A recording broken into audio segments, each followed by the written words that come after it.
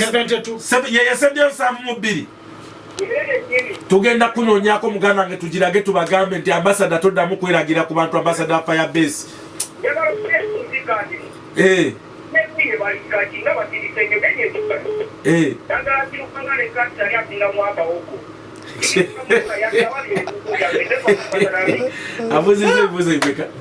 abuziza katisi ne Fille nga basirise Fille teyamuvinga onje kizibu enda nja kukulaga Snapchat wetwogerera mu ddakiika ziringa 3 emabega otutandikidde show wano babadde bonna katisi ne Fille n'omwana we gwe bayita Abigail tebasobola kumuvinga ono bano muganda we beesiima naye nomanye emboozi z'abaana abavubuka tebasobola kumuvinga ono kuba katisi gye yajja Fille naye wajjukirayo agamba ndagawa kankomewo omusajja wankatamba kyekyo tukizzeemu bakyali bonna ekyo kirekawa Caroline Malacha Caroline Malacha abaako ng'awuliza mukwano Simon omusajja wuna alina kamera watutuusaawo n'aginyweza n'ateekako nerenzi Caroline maka bekwatamu yadde abantu yabagamba nga they are friends naye bekwatamu truth be told era ne bekwatiramu ddala ne banyumirwa naye along the way things didn't work out just like any human being omulala yinna kati buli omu namovinga on era otwogerera kati Caroline maka alina omusajja omu kubasinga obugagga mu kyanja omusajja alinamu ze state eziwerera ddala era ne mwesite tumwasuleyo Caroline maka yakeera n'asolooza abalala tongamba musajja wange aji mpalo gwa simanyi nze Simon tonsetinga naye nkugambye tekasente kemulabalaba musolozi big bottle azijoga Caroline Malachi emmotoka kati gyavuga yakyuka eriyo omusajja wange gye yamugulira yagigoba yagizaayo kati alina emmotoka omayibe emmotoka sibitegeera ebyo naye alina emmotoka olaba nga bosi waffe Doni Wanyama gye bamuvugiramu discover gundi Doni Landi Cruise empenkoni kolimagala ekimala kyanga kyakuba nnyo nkugaye n'omwana yamukyusa essomero yali asomera ku ssomero lya church n'amugyayo kati asomera oba ku Rohani oba Reyinibo embeera zakyuka era njagenda ku WhatsApp status ye ayina wagambidde bannaye tonzijjaako kanjinoonye Simon njawo ebintu byange mbyogere nga birina evidence Malacha tyali wa Caroline Maka Loisemwanga yalya siina kyennaalidde Caroline Maka tukolerera abantu yuna ndaba yakayimba aliko magician Bruno Kefichari kati alaba gyataddeyo Benz cross country bwetyo kati gye baleeta kati apostinze n'agamba I don't go to talk smart, the Lord defends me. Ayogedde ebintu bingi nnyo muganda wange kati omulala n'eryato omusajja gwalina ow'ekyanja alina ne bizinesi y'amaato kusande agenda mutegedde kati yeyo embeera muganda mwe tutambulira naye ennaku zino luseke yalusiba ate lwakwa kati kalo kyolina okukyotereza muyigo gaba olina omugaga naye era okyali mu mbeera eri yagaliza ofune omusanga n'anyinyibala n'ateeka omumwa mu nnyindo gaba Katonda akutadde akusumuludde ate ne katisi oba ofunye omukasukayo wangi Simon omukasukayo ki big bottle katisi wa kirabu tanywa big bottle kirabu ne kalexike omwadipo namba ye mukozi wa radio lutv asiima okukyusa emmotoka naye tekuba akompya kati ayina Mirano Mirano naye yali yazigaana wepasema yagamba eriwe yamufiirako ku gundi ayina Mirano UAV ne Noah UAV kati kyakola zifuula empya azifuwa langi kati Mirano yajjanga yaggulwe ne Noah nga yaggulwe kati yazifuwa langi zonna za bbulaaka ozisanga olowooza mpya paka mutunuke ku namba kuleta naye wobeera naye mu bbaala oyinza okwerabira nti ejja muyinza okukola naye tasekuka ate na mu bbaala omuyingira nga temulina adde akakaaga gamba musakakkana oyagala kimmere pulata oyagala ki mumaliza kuwadde ne transport yakuwokyeza kati lumu najjanga nina ebizibu bya fees nanga mmeka 5 ne tugayiriba mu bbaala nampaaka 3 nomugamba muganda tutambulirawo ekatamba batubuziza ku kyensimbi kulye nedagala asanyasinga bizibu byategeera era luli bakubuuza ku gundi kenzo ne gundi kenzo ne amuza anyasinga nze nina abantu betuzala wano ku kkubo ogenda omuzula nga sente zalina abantu abo beefuula omulanga omwavu nga mugagga omulabanga omugagga ng'aliyala kati ebintu byanzibu naye tusobola okukigayagayamuko ne tukimenyaamenya bwetu bano abavubuka bombi babadde mu media for close to 15 years. More than. Nga bakolera houses ezakabi. Baina brands ezakabi. Omu alina brand Purple, omulala alina King of the Mic. King of the Mic Dubai je tugenda. Palasa agenda kumula King of the East Back versus King of what? Royal Angels. Kati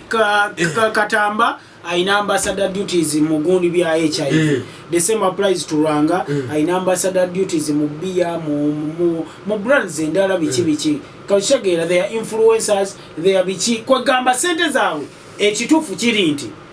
Rwanga mulalamu. Rwanga mulalamu.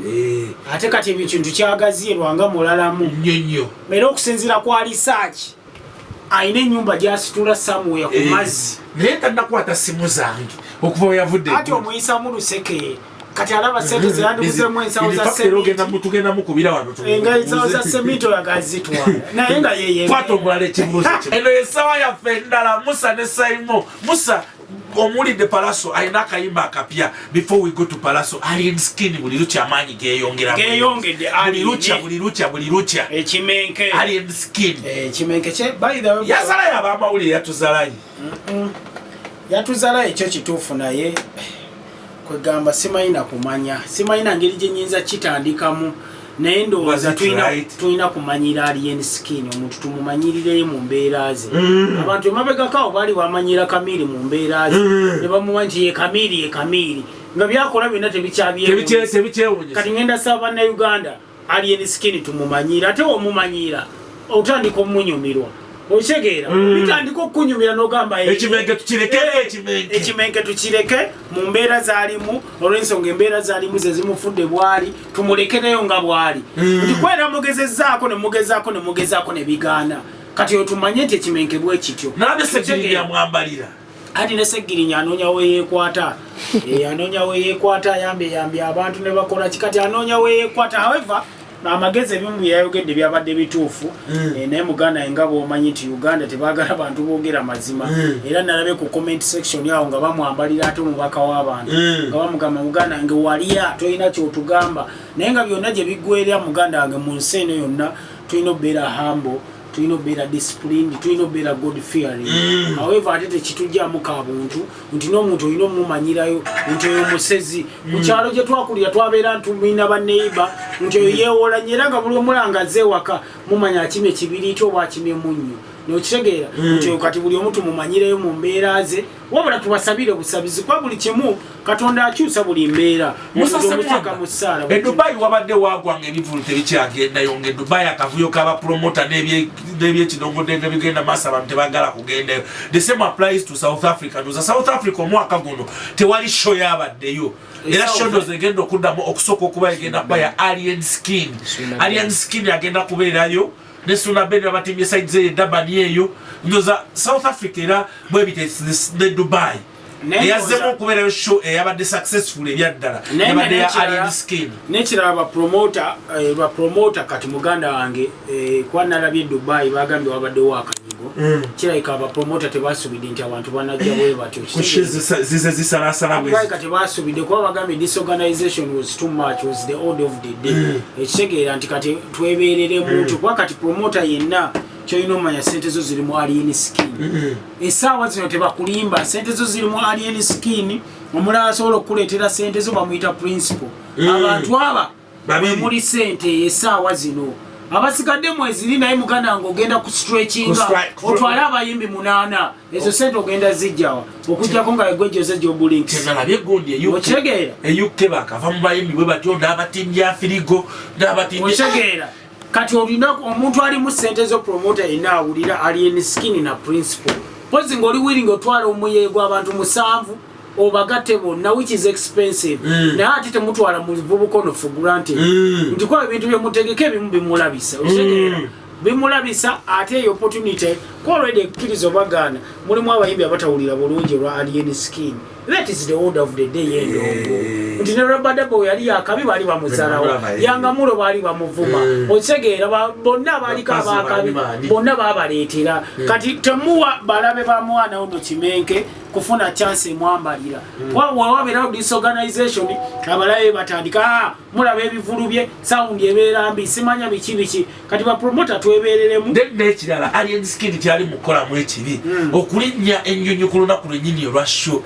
ndaba kiri dangerous kisinzira wane Dubai Simon kiringa genda 4 hours drive wane Dubai obanga agenze kasokoso osegeera nti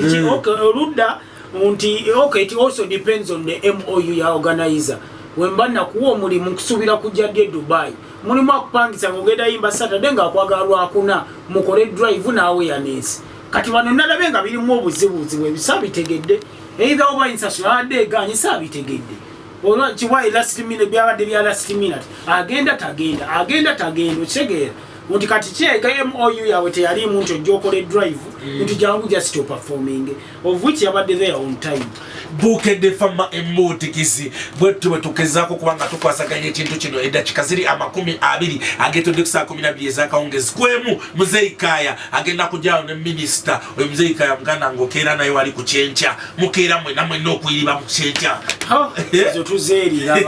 waliwo mugenda nga muganda nge wala kati twagende wakkiriva gye nga wala twakala kate mmotoka sawa yayo kubiri eno eba ya kibuzo ku answer bwe gwaffe tetulina kye twebuuza tetunanagira tetukola kikati nawe muganda nge beera brief straight to the sebo nawe gyebaleko esebo sebo kale ne gyebaleko baba kubiwa amasimu ali kumulumba okubulike kubanga abamu baagala sokka abanga bakuloga basami mukibuli kubakubiwa amasimu ne bakuloga yakuingezi inyumba sebo masamunye ekigwa naffe bwetutyo buladi wange mandera ndina mungona kusenta mulodi omuwulidde omusajja batubuziza babuloga n'abakubi b'amasimu baali abasinga ennyumba ez'akabi era kakati naffe kati wetwebuliza nti kati tumugambe tutya kati tulinze ekikyo muganda wange enjagadde okubuuza federeesonyatekebwawo nkikugatta bayimbi era basobole okugenda endabanga olunaku lwerumu King Mike olwataddeko ekiggulu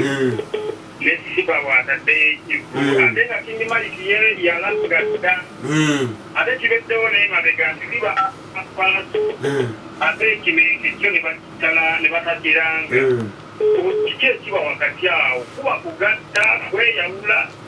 gatte okuba kuliwo kibuuzo kirungi nnyo Buladi Bucket. Very nice question. Sebo. Webale kuwuliriza. Iye bambi. Mama arafa.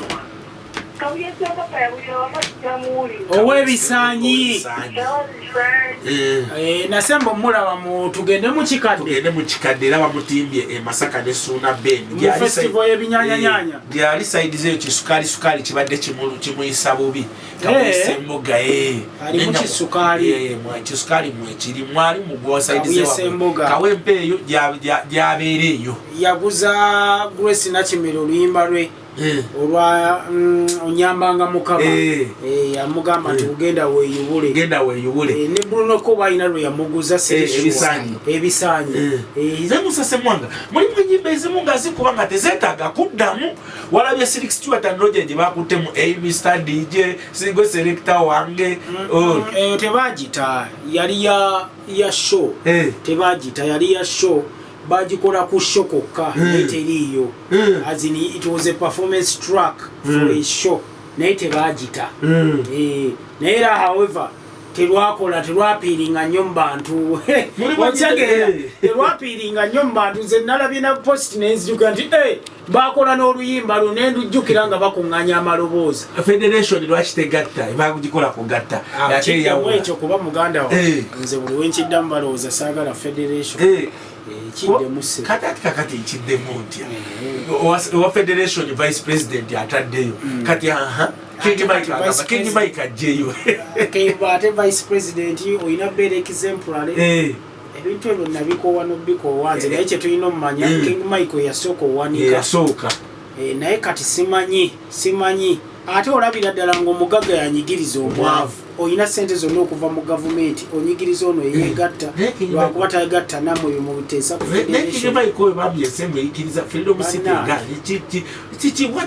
freedom city era twaliyo bana si basenga King Mike lwakuba bannayuganda tebasiima ate beerabira mangu King Mike oyo yakuba mukomuko abantu ne bamuwaana nibaga King Mike ye Gerard waffe mutimba buli wamu bannayuganda to moving on easily which is not good osege kati King Mike n'abantu bakutteko barodeni wayi balina vice zino bamulwanire bamulwanire pasekamulegeya baraga silver bukedde fama embutikizi sebo tuli steady ogamba otya bakuyisani waji bakuyisani ese wa Henry King Michael obashiba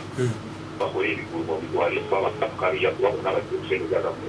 Michael naye yaliwa okwatira kuli kino ekibyo kuli okubiri ajja wakaba bonna bali besengeza na kule bonna bali bonna bakubibona bayaga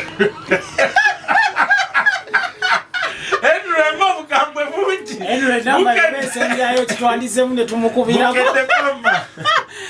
ngate mutuufu sebo why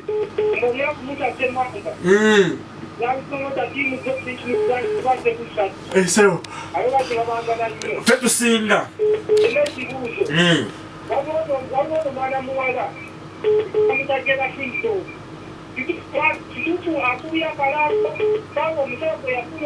bayimbi big eye bonna bali side zeyo ani yabamusajja mukulu ono obutwanga bwagamusa semwanga obutwa sinabitegeera bulungi naye kyoyina omumanya we nabiwulira nze nga bwendudde mu ndongo eno for some years embaddemu anything is possible obutwa basobola obukuwa basobola okuyola ekigere ekya kkono n'ekya ddyo basobola okukola buli kimu basobola n'okupangira akamusanga tutiisa abantu eddogo obutwawo obutemu mu ndongo byonna bisoboka Simon ate lwakuba nti tutya lwakuba nti ne betugenda okwogerako bakuba emitima bajja tufuukira obuzibu bafuukire famire zaffe obuzibu ne evidence tuzirina n'amaloboozi tugalina lwagi agenda ddi byonna babikola ddi tubirina naye kati muganda wange kati nze semwanga nze ani ayogera mwene embeera togamba endongo yaffe erimu eddogo obutemu okutuuka kweyolevu nagenda waka ewakireva gyebuloba n'abinnyonnyonnyola bulungi nnyo ebimu yabiwumbawumba ku kamera naye yava ku kamera yambuulira ebintu mugana ngene nti era nenkwatirawo akalaadi nentandika okusoma subhanallah alhamdulillah kuba ebintu byeyaŋŋamba byali binene nnyo muganda wange nti mumulaba kuyita Yesu naye kyayiseemu akimanyi buli kimu kikireva gye kyomugamba woza Yesu omukyala yanoba Yesu yali yamuloga mpaka mu ssabu n'atuyandireeyo obunani yamuwa bebuuza waliwo omanye ekibuuzibuuzi bya ndongo bino era nabiwuliddeyo mu mabaala gye tuzungira nti kalo natonga mugamba yagambye oli hajati naye yali kati olina omulala nambalira ekintu naŋŋamba semwanga naye kati waba bakukoze bwe batyo naawe okugjawo ebyo okogenda eri kati kitegeeza kampuni ya station etwala abantu ebweru okugwa abasajja bonna okujja ne bamuwasa ne bagenda byonna byonna ebimutuuseeko mu ndongo eno kano natongo teyaza muzigo otegeera sakinakimbalira bwetu neŋŋamba waliwo abatesobola bandongo mubesanga musaba erimu bonna bonna nga mwebali tosobola sikusobola babiri nga bakyala bami senga bakyala jjajja nga yali yabasawula senga ali musajja ali afu bombi sikusobola bonna nga balumbye musawo yomu nonya ku Chris Evans ajja kunyumiza omuntu omu mu ndongene yali atandise omuteekeyo nga mugamba gundi ne gundi bebakuloga paka ibamulabula Chris Evans anyumye emboozi eyo naye nga muganda wange buli omwana nakwebereramu bukedde nze ndabira omusajja mutate mwanga mugambe mwagalako kimutabala nzikisa kituufu ndambasagala bigitale ato mutate mwanga gende n'agamba abatala afadesi alina ennyumba esinga makulu b'amazima kubamanyi alina esinga kubamanyi teratumanyi musajja alambulako ewaffe eyiye eriwa mugamba baine musa emboozi weeri awo amasada bigitale ti eyiye eriwa tujje tukukyalireko yange liidawa kale tugenda enamba yeyesemye ekye ambasada 72 yeyesemye 72 tugenda kunoonyako muganda wange tugirage tubagambe nti ambasada toddamu kweragira ku bantu ambasada firebase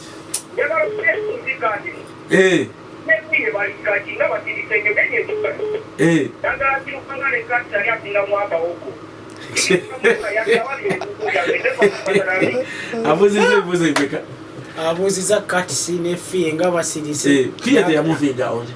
kizibu era nja kukulaga Snapchat we twogerera mu ddakiika ziringa 3 emabega otutandikidde show wano babadde bonna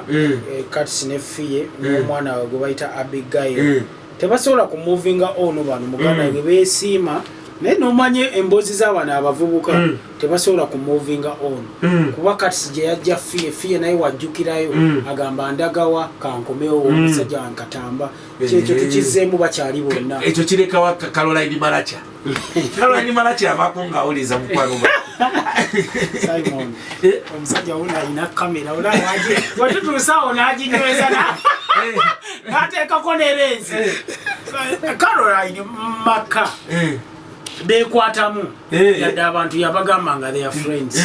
naye bekwatamu truth be told era ne bekwatiramu ddala ne banyumirwa naye along the way things didn't work out just like any human being omulala yinna kati buli omu namovinga on era otwogerera kati Caroline maka alina omusajja omu kubasinga obugagga mu kyanja omusajja alinamu ze state eziwerera ddala era ne mwesite mwasuleyo Caroline maka yakeera n'asolooza abalala tongamba musajja wange aji mpalo gwa simanyi nze Simon tonsetinga naye nkugambye tekasente kemulabalama musolozi big bottle azijoga Caroline Malachi emmotoka kati gyavuga yakyuka eri omusajja wange gye yamugulira yagigoba yagizaayo kati alina emmotoka omayibe emmotoka sibitegeera ebyo naye alina emmotoka olaba nga bosi waffe Doni Wanyama gye bamuvugiramu discover Landi Cruise empenkoni olimanawe kimala kyanga kyakuba nnyo nkugaye n'omwana yamukyusa essomero yali asomera ku ssomero lya kyaki n'amugyayo kati asomera oba ku Rohani oba Reyinibo embeera zakyuka era gyagenda ku WhatsApp status ye ayina wagambidde banaye tonzijjaako kanjinoonye Simon njawo ebintu byange mbyogere nga birina evidence Malacha tyaliwa Caroline Maka Loisemwanga yalya siina kyennaalidde Caroline Maka tukolerera abantu yuna ndaba yakayimba aliko magician Bruno Keficha kati olaba gyataddeyo benzi cross country bwetyo kati gye baleeta ekisoboka kati apostinze n'agamba I don't go to talk smart, the Lord defends me. Ayogedde ebintu bingi nnyo muganda wange kati omulala n'eryato omusajja gwalina ow'ekyanja alina ne bizinesi y'amaato kusande agenda ku maato mutegedde kati yeyo embeera muganda mwe tutambulira naye ennaku zino luseke yalusiba ate lwakwa kati kalo kyolina okutyotereza muyigo gaba olina omugaga naye era okyali mumbeera eri yagaliza ofune omusanga nanyijibala n'ateeka omumwa mu nnyindo gaba katonda akutadde akusumuludde ate ne katisi oba ofunye omukasukayo wangi Simon omukasukayo ki big bottle katisi wa kirabu tanywa big bottle kirabu ne kalexike namba ye mukozi wa radio lutiviko asiima okukyusa emmotoka naye tekuba akompya kati ayina mirano Mirano naye yali yazigaana wetwasema yagamba eriwe yamufiirako ku gundi ayina mirano UAV ne Noah UAV kati kyakola zifuula empya azifuwa langi kati Mirano yajjanga yaggulwe ne Nuwanga yaggulwe kati yazifuwa langi zonna za bbulaaka ozisanga olowooza mpya paka ng'otunudde ku namba kuleta naye wobeera naye mu bbaala oyinza okwerabira nti ejja muyinza okukola naye yalaga ofiire taseguka ate na mu bbaala omuyingira nga temulina adde akakaaga gamba musakakkana oyagala kimmere pulata oyagala ki mumaliza kuwadde ne transport yakuwokyeza kati lumunajjanga nina ebizibu bya fees nanga mmeka 5 ne tugayiriba mu bbaala nampaaka 3 namugamba muganda tutambulirawo yekatamba batubuziza ku kyensimbi kuye nedagala asanyaasinsimbi bizibu byategeera era luli bakubuuza ku gundi kenzo ne gundi bizibu byategeera bayinze mina abantu betuzala wano ku kkubo ogenda omuzula nga sente zalina abantu abo beefuula omulanga omwavu nga mugagga omulabanga omugagga ng'aliyala kati ebintu byanzibu naye tusobola okukigayagayamuko ne tukimenyamenya bwetu bano abavubuka bombi babadde mu media for close to 15 years nga bakolera houses ezakabi balina brands ezakabi omu alina brand papo omulala alina king of the mic Dubai gye tugenda Palasa agenda kumwera king of the east back versus king of what Royal Angels kati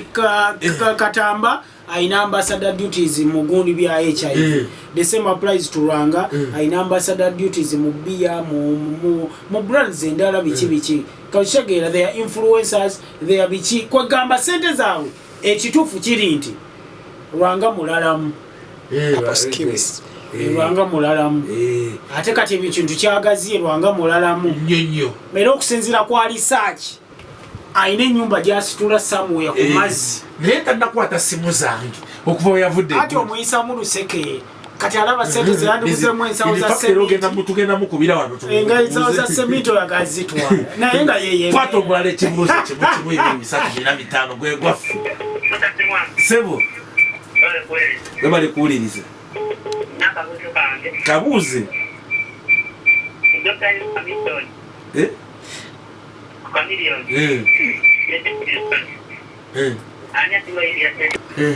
oli yakubuuziza akyavudde kumwana nerabira mangu ne Kamili ani asinga oyimbira sente nyingi ekibuuji kya Kamiliyoni omulaba Kamiliyoni ayimbira sente nyingi naye kisinzira kwani ambuukirize talina sente ziri awo zankalakkalira naye era naawe amubuukizi zikitegeeza nti ajja between milioni 8 ngatakumanyi milioni 8 ku 10 era David Lutalo mloza naye ali awo 8 ku 10 ku 8 ku 5 bwe watyo miliyoni kati tuwamenyeremeremu Simon David Lutalo ayawukana wopangisa David Lutalo and the heirs sente endala milioni 25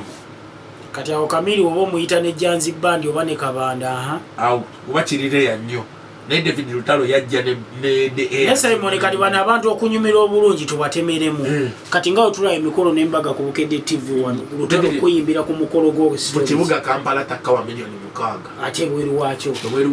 ku mukolo ayawukana muganange n'agenda mpaka ku milioni mpaka ku 10 ate Jose Kamili kizibu nnyo okuyimba emikolo n'embaga naye lwayimbya nti tetujjawo possibility embaga mubalire ku milioni 8 ku 7 ebweru mu kibuga Kampala kati ate ekivula up country nti ngenze Soroti Karamoja Soroti David Lutalo tatera biyimbayo Soroti yo Kamiliyoni yayimbira milioni wakati wa milioni 15 ku 25 oluusi asabirako n'ennyingi asabirako ekita sirus tafulayinga ku ttaka wekibanga kya munnabyabufuzi nga bulabya nabyabufuzi Anita Among agakatonda nga tolina mutwalo tayimba buli kyomulabako ng'agenze kya campaign up country simanya agenze wama nabbanja agenze wama fundraising byolaba nga tolina nnyonyi na mutwalo tomujjaawo ati mubumpimpi bano abantu bonna babbeeyi ate wekigendako ebweru buli omu alina terms and conditions wane Kampala Kamiliyoni nga ojjeeko Jjinja Wakiso in fact ndoza ne gundi na wasaba akanyonyi wonna ennyonyi gye zigenda takyagendera ku ttaka ye Kamiliyoni kyekyo buladi wange tukole bwe tukomewo n'ennyimba endala bayita sirire jula mwana mwala olimba luna luzimbyemu apartments side zaawo ku Salama Road ku gundi ku side zaawo e Busaabala era bazita sirire jula apartments se mwange endongeno muganda wange efuna na yate ya bay Daniela Villas endongeno ya bay ate bogifuna mu bogifunyemu naye yatadde oluyimba olupya baluyita bwerere naye kyenyinza okugamba ogambe nti lwe luyimba olwo song of the year naye ng'okyali ku ebyo video ya bwerere sikuwaana without fear of favor Ziga ayina engeri gye yatuukire kye bayita extra mile n'aleeta ebintu ebyenjawulo ayina we yamutadde mu kitanka nasomba biraba mu video yaba Destiny's Child yaba Beyonce Kelly Rowland ne Michelle the shot gye nayagadde nnyo wali ng'ali wana ekifaananyi ky'omuprinciple nga kiri nekyanabagereke nti okutwaliza mu video bannange ate waliwo gayi gwe bayita Zege Zekaralist ayina engeri gye yagisizeemu otegeera nti kati a lot is being said about the song nti okisookera ddala size ennyimba za Spice zetubadde tumanyidde nti ezigenda okuyitinga it's a listen to song luyimba lwakuwuliriza ku radio n'amakulu agali lumu ogagrasping ogategeere naye oba olinda luyimba lugenda kubeera hit bwerere is not a hit omwaka eguba gugwako entya okitegera Spice Diana aba female artist of the year aga katonda mugulu